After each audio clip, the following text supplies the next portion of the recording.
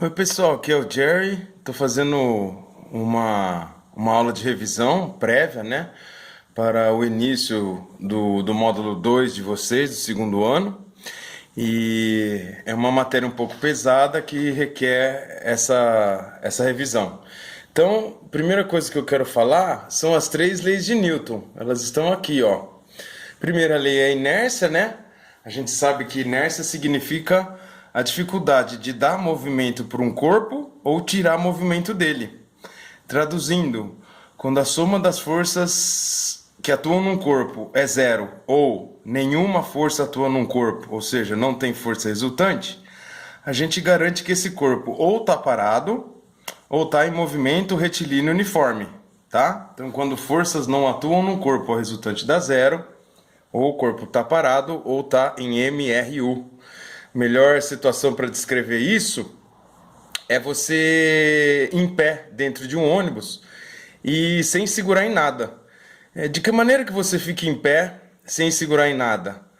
Ou o ônibus está parado, tá? Forças não existem sobre você, excluindo o peso e a normal, né? Mas você não segura em nada. Ou o ônibus está em movimento retilíneo uniforme, numa longa estrada reta, não tem curva, não sobe, não desce, não tem buraco, você também não precisa pôr a mão em nada. Então a gente fala isso no estado inercial, né? Ou a somatória das forças dá zero, ou as forças não existem. Isso é muito importante porque o nosso assunto agora no início do capítulo 2, gente, é referenciais acelerados, né? Então, primeiro ele vai comparar um referencial inercial, tá? Então, ele até fala no seu material que a Terra, no fundo, é um referencial acelerado, porque ela está girando.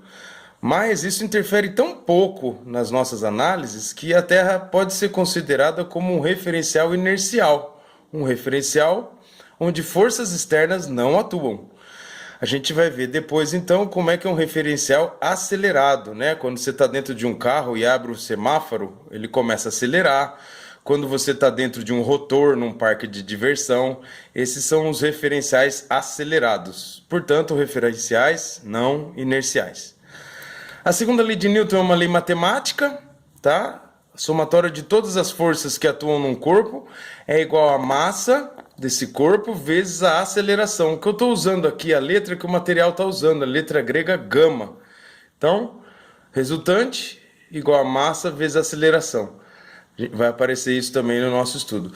A terceira lei de Newton não vai aparecer muito, mas é bom falar dela, né? É ação e reação. Então, as forças só existem aos pares, né? Não existe uma força sozinha. E toda vez que há uma força de ação, há uma força de reação. Elas têm sempre a mesma direção, têm sempre sentidos opostos e o que é mais importante, atuam em corpos diferentes, não no mesmo corpo. Então, aí rapidinho, falado das três leis de Newton. Segunda coisa que eu queria relembrar com vocês é o triângulo retângulo, né? Ele tem o maior lado sendo a hipotenusa, ele tem o cateto oposto que está do outro lado do ângulo e o cateto que está grudado, o chamado cateto adjacente. As funçõezinhas que a gente já sabe, cansado de ver, né? Seno do ângulo igual a cateto oposto sobre hipotenusa, cosseno do ângulo igual a cateto adjacente sobre hipotenusa. O que eu quero aqui, meu objetivo é isolar os catetos. Então, aqui, se eu quero o cateto oposto, a hipotenusa que está dividindo tem que passar, olha só, ó, multiplicando. E aí gira a equação, né? Hipotenusa seno θ é o cateto oposto. Mesma coisa o cosseno, né? Hipotenusa vezes cosseno é o cateto adjacente. Então, do jeito que está escrito aqui, chama-se decomposição vetorial, tá? Eu tenho um vetor dado num plano xy e eu quero transformar ele em dois vetores, um pouquinho na horizontal, ax, e um pouquinho na vertical, ay. Então, quem é você, ay? Ay tem o tamanho, olha só, do cateto oposto. Então, o cateto oposto é hipotenusa seno θ. Então, o AY é o A, que é hipotenusa seno θ. O AX é o cateto adjacente. Ele é quem? Hipotenusa vezes cosseno. Então, olha lá, AX é a hipotenusa, que é o vetor A, vezes cosseno θ. Tá? Ou seja, para que serve decomposição? Para trocar o vetor por dois vetores nas direções x e y que a gente conhece. Eu não conheço a direção do A, mas eu posso trocar ele nas duas direções, que são as direções que eu conheço, e assim vai ficar mais fácil quando tiver mais vetores, um vetor A, um vetor B, um vetor C, e eles estiverem em direções diversas. Quando eu decompor cada vetor, eu posso fazer como se fosse um cabo de guerra nas direções x e y, não demonstrado aqui, para fazer os diversos vetores se interagir, tá? Eu dei aqui um exemplo numérico. Se o vetor A tem 10 newtons, qual o tamanho do AY, qual o tamanho do AX? Bom, aqui o AX é com cosseno, o AY é com seno. Já está explicadinho aqui, que vem do triângulo retângulo. Eu pus mais algumas observações, que é o seguinte: se a partir da hipotenusa e do ângulo eu quero os catetos, eu uso decomposição. Ou seja, eu multiplico a hipotenusa ou por seno ou por cosseno.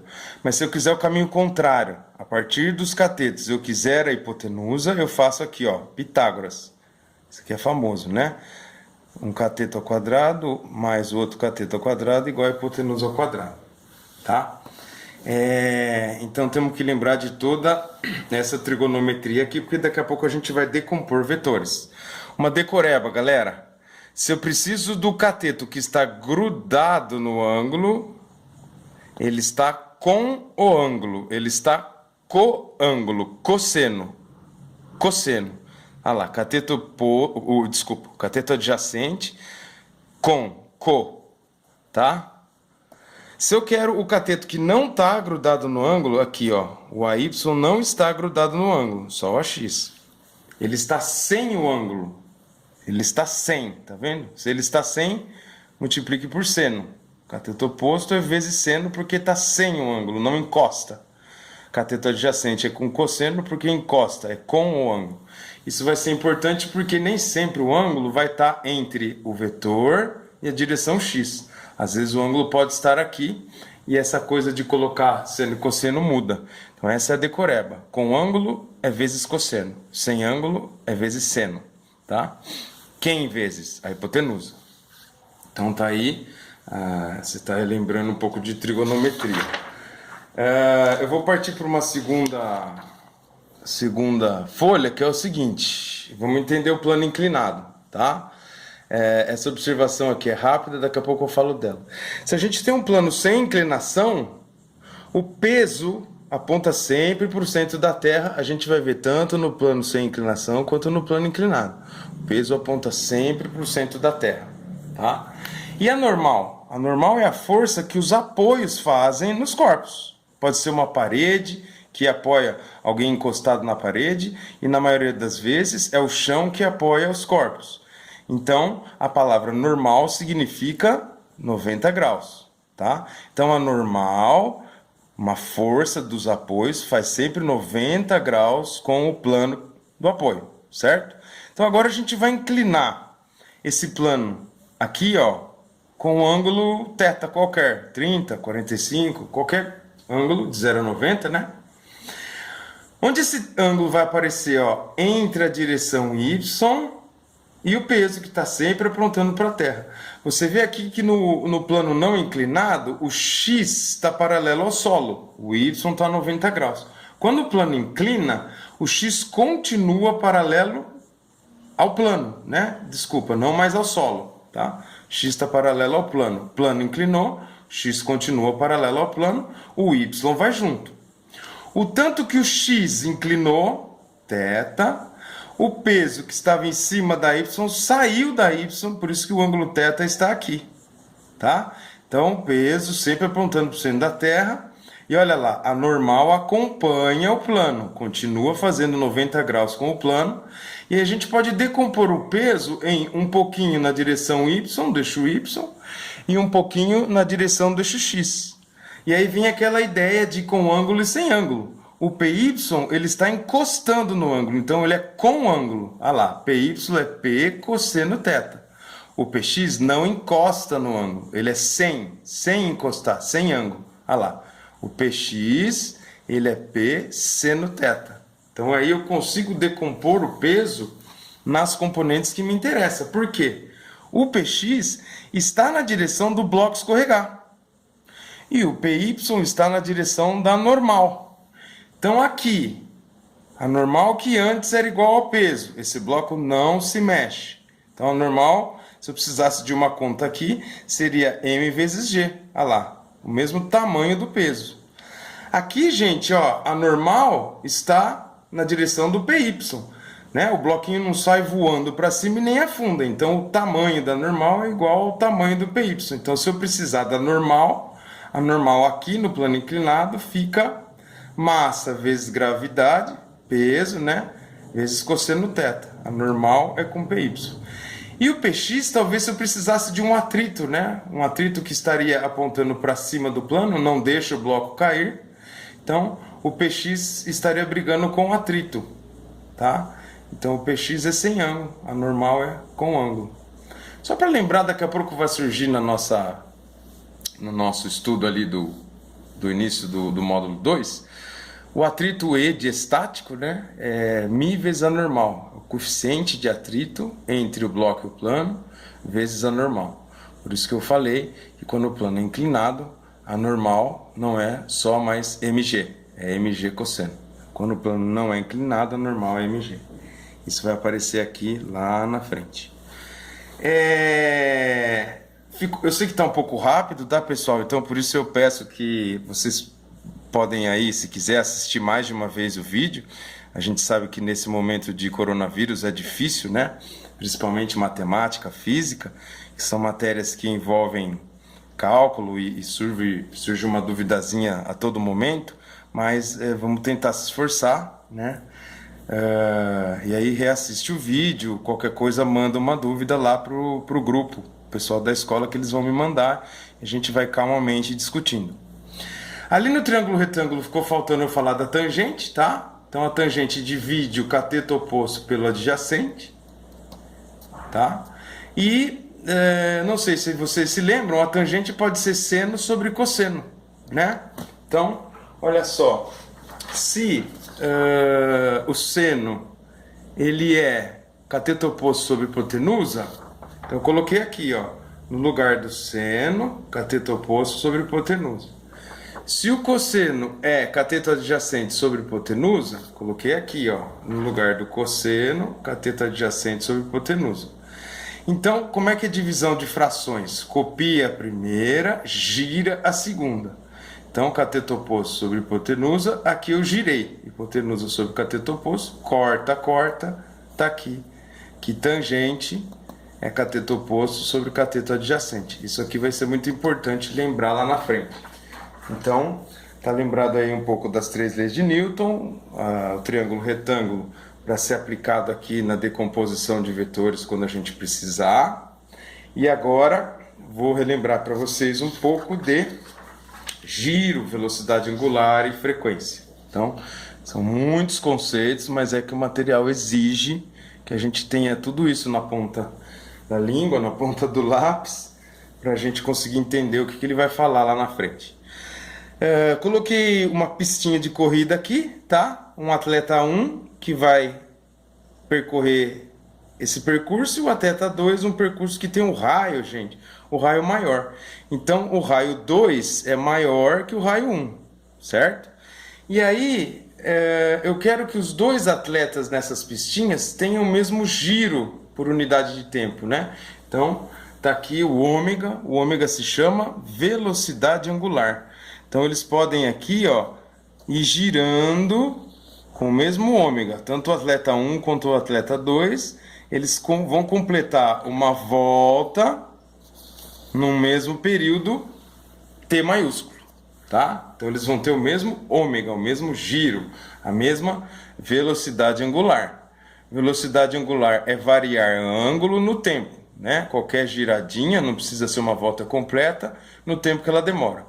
Mas se essa girada for uma volta completa, olha lá, 360 graus, o ΔT não é qualquer. É o tempo de uma volta, se chama período. A física não utiliza em graus por segundo, a física utiliza em radianos por segundo. Então uma volta completa é 2π sobre t, Então, ômega, velocidade angular, é 2π sobre t. Minha mãe assistiu uma aula minha, falou que eu acabo falando muito rápido. As aulas têm que ser curtas, gente. Eu entendo isso, a física é um pouco complicada, é muito detalhe, mas é que os vídeos também têm que ser rápidos. Então é aquilo que eu falei. Você repita todas as coisas que eu falo, né, até você assimilar. Você pode assistir o vídeo várias vezes. Bom, lembrando que frequência é o inverso do período, certo? Então se a gente tem um período de 10 segundos, por exemplo, qual seria a frequência? 1 sobre 10, 0,1 Hz, que é a unidade de frequência. Então tá lá, ômega é igual a 2π sobre t. 2π sobre t. Eu empurrei o t aqui um pouco para a direita para a gente trocar o 1 sobre t por f. Então ômega pode ser 2πf e tudo isso pode servir lá na frente. Se você lembrar que o perímetro de um círculo se chama circunferência, se eu colocar um barbante aqui, prendo com durex, vou percorrendo todo o circuito com esse barbante e depois abro esse barbante. Quanto que ele vai medir? Então cuidado, não confunda o perímetro do círculo, que se chama circunferência, com a área dele, não estamos falando de área, tá? Então o perímetro do círculo, eu abro o barbante e vai dar 2π vezes raio. Então olha só, quem é a velocidade do carinha 1? Ele é o espaço 1 pelo tempo 1. Qual é o espaço que ele vai percorrer? A circunferência de raio 1, 2πr1. O período é o tempo porque é uma volta completa. Mas 2π sobre t, aqui ó, é o ômega. Então eu vou colocar o ômega no lugar disso tudo e vou ter V1 igual a ômega R1. Mesma análise para o atleta 2. Veja que a circunferência do atleta 2 é maior. Ele vai ter que correr mais para acompanhar o atleta 1, para que ambos tenham o mesmo ômega. O mesmo giro não implica na mesma velocidade. Quanto mais distante está um atleta, um corpo, mais ele tem que correr. Então está aqui, velocidade 2, espaço 2 por tempo 2. O espaço 2 também é uma circunferência, 2πr2, e aqui é o período. 2π sobre t é o ômega. Então, só para frisar que velocidade é giro vezes a distância que cada atleta vai estar. O raio 1 é pequeno, V1 é pequena. O raio 2 é maior, V2 é maior. Então V, ômega R, tá. Tudo isso para falar o quê, gente? Falar de frequência, giro. Para a gente analisar a resultante centrípeta. Quem é a resultante centrípeta? É a força que faz curvar. Num automóvel, é o atrito do asfalto nos pneus. Numa corda que tem um peso amarrado, é a tração da corda, é a resultante centrípeta. Numa máquina de lavar roupa, a resultante centrípeta são as paredes da máquina, né? Então é um apoio que faz girar. Então a resultante centrípeta é sempre alguém que faça girar. Como qualquer força, né? Resultante é uma força.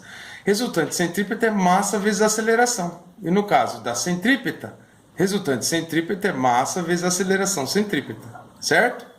Mas quem é você, aceleração centrípeta?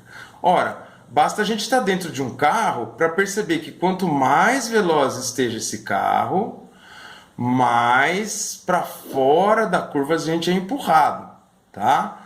Então lembra, quem está fazendo isso, quem está travando o carro para ele não deslizar, é o atrito do asfalto nos pneus, é ele que faz essa aceleração centrípeta. E todo mundo dentro do carro vai sentir a aceleração centrífuga para fora, fuga, né? A gente tende a rolar para fora. E é lógico que é uma aceleração que tem que ser função da velocidade. Quanto mais veloz tiver o carro, mais para fora da curva a gente é jogado, né? E olha que incrível, é uma dependência quadrática, tá? Quanto mais veloz, mais para fora. Trocando a velocidade por ômega R, visto aqui, ó, V igual a ômega R. Coloquei aqui, distribui esse quadrado, fica ômega quadrado R quadrado, corta. Então, no final, com o ômega, que é a velocidade angular, giro por tempo. Então, a aceleração centrípeta com o ômega fica assim, ó, ômega ao quadrado vezes R. Ora, se a força é igual a massa vezes a aceleração, força igual a massa vezes aceleração, ômega ao quadrado vezes R, certo? E a última coisa que eu queria lembrar vocês, vejam que cada papel às vezes tem um link ou não com o outro, tá? Vou mudar completamente. A última coisa que eu queria lembrar vocês é... A gente não sobe muito elevadores, né? Mas a gente pode imaginar a situação. Dentro dos elevadores, eu posso ter um peso normal, que é massa vezes gravidade, ou um peso aparente. Quando é que eu vou ter um peso normal? Ou o elevador está parado, ou ele já está subindo ou descendo em velocidade constante. Algo que eu frisei lá no início da nossa revisão com a primeira lei de Newton, tá? Então, um elevador parado ou subindo com velocidade constante é um referencial inercial. Não tem força resultante externa, tá? Mas como a gente vai entrar nessa discussão de referenciais acelerados, a gente precisa entender quando é que um elevador começa a subir, ele sai do repouso e acelera, ou ele começa a frear. Aqui eu coloquei acelerado, deveria ser acelerando. Como está aqui, ó, descer freando, tá? Então ele está descendo e vai para o repouso, ou não. Ele está parado e começa a subir. Subir acelerado ou descer freando, subir acelerando ou descer freando, faz a mesma sensação. A gente parece estar mais pesado. Então o peso aparente vai somar a aceleração do elevador com a gravidade. Você vai parecer mais pesado. Olha lá. Quando é que eu fico mais pesado? Toda vez que a aceleração do elevador, seja no freio ou no motor, tiver contra a gravidade. Então, na situação que eu subo acelerando ou desço freando, meu peso fica maior, fico mais pesado, porque o A está contra o G. A aceleração do elevador está contra a gravidade. O peso aparente fica menos pesado, a gente tem sensação de mais leve, quando a aceleração do elevador está está a favor da gravidade, tá vendo? Ó, A está a favor da gravidade. Eu pareço ficar mais leve. O meu peso aparente é massa G menos A. Quando que isso acontece? Quando eu subo cada vez mais devagar ou quando eu desço cada vez mais rápido, certo? Então, na vida normal, esses momentos de aceleração são muito curtos, tá? Para você imaginar legal isso aqui, a gente até fala em aula, imagina um prédio de 600 andares, em que o elevador vai acelerando devagar ou freando devagar, para a gente conseguir realmente imaginar quando é que eu fico mais pesado, quando é que eu fico mais leve, tá? Então, é um parênteses aí que eu fiz para você, que se chama peso aparente, tá? Então, feita essa revisão em velocidade de 600 km por hora, né? Eu peço desculpas, mas é aquilo que eu falei, reprise várias vezes. A gente vai, na aula 2, essa aqui é a aula 1, a gente vai entrar finalmente no módulo 2, tá bom, pessoal?